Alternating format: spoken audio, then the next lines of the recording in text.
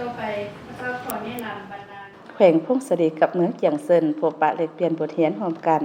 กองประชุมพบปะมิตรภาพระหว่างคณะผู้แทนแขวงพงศดีแห่งสปป.ลาว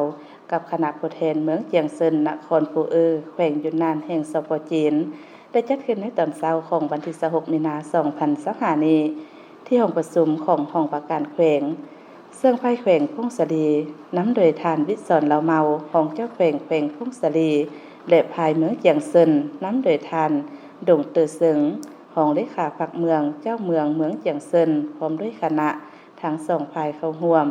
ในกองประชุมทานวิศรเหลาเมาของเจ้าแขวงพงศดีได้กล่าวแสดงความต้อนรับอย่างอบอุ่นพร้อมทางติราคาสูงต่อการมาเยี่ยมยามและเหตุเวียกของคณะผู้แทนเมืองเจียงเซิน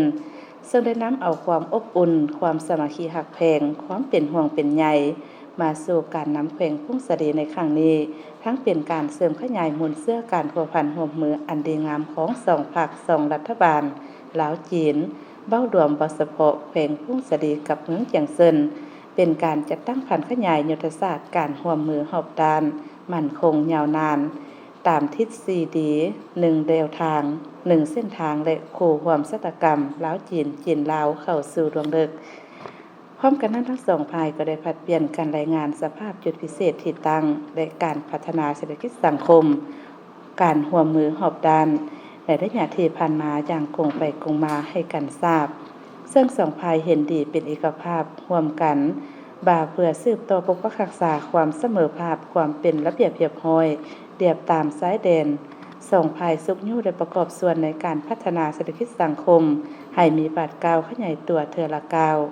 ผ่านจากการปรึกษาหารือสองฝ่ายได้เอกภาพต่อทิศทางแผนการร่วมมือเป็นต้นแม่น